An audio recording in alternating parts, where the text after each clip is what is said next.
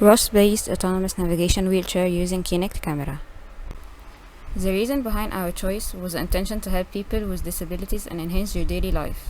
Based on the statistics provided, 16% of the population experiences disabilities, and a significant 25% of individuals rely on wheelchair for their mobility. These numbers reveal to us the importance of addressing these health challenges.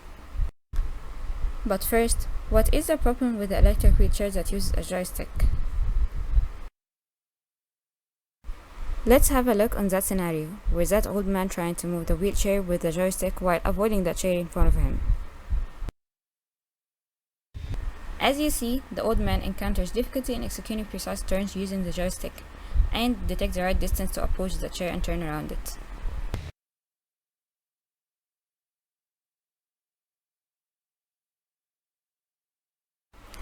So now, we can see what is one of the limitations associated with an electric wheelchair using a joystick. So we concluded that we need something more practical and easy to use, which is an autonomous wheelchair. But what is a ROS-based autonomous wheelchair? An autonomous wheelchair is a self-driving wheelchair that navigates based on a pre-built map. It localizes itself in the map and creates the best path to the desired goal. And how is it done? Using ROS. ROS is an abbreviation for Robotic Operating System. And that is how it works. Every sensor is represented by a node, and nodes communicate through topics. These topics carry the data in the form of a message from the publisher to the subscriber node, and all nodes must be connected to the master. ROS helps us manage data that is transferred between different sensors and actuators simultaneously. We upgraded the electric wheelchair by adding a touch screen together with a Kinect camera, motor driver to control the motors, a wheel encoder and gyroscope to get the position and orientation to make the wheelchair fully autonomous. First, the GUI is implemented using React.js.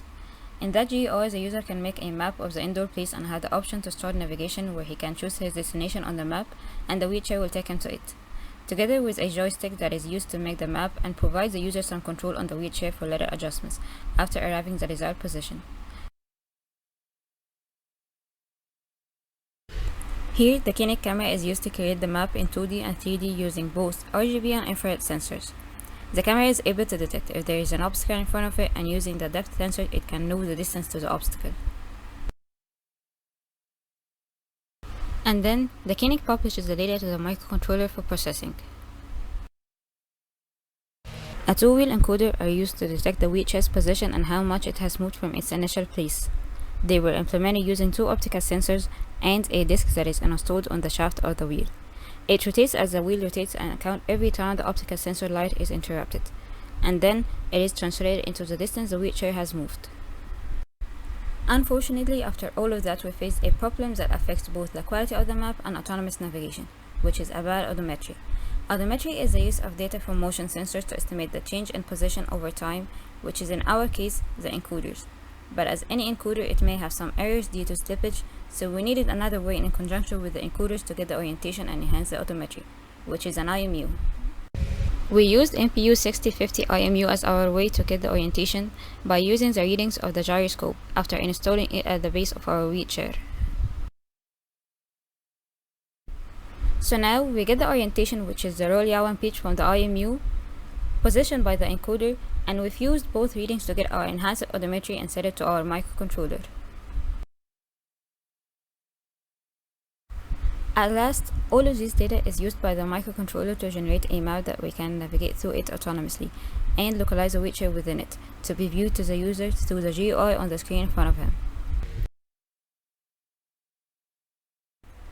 After the map is created, the user can choose the required destination and a path will be created to this destination. Finally, we added an extra feature to the wheelchair to be controlled through voice commands using an external microphone to capture the user's voice signals. Once the voice recognition system detects the signal, the wheelchair executes the corresponding action in accordance with the received voice command. Thanks for watching.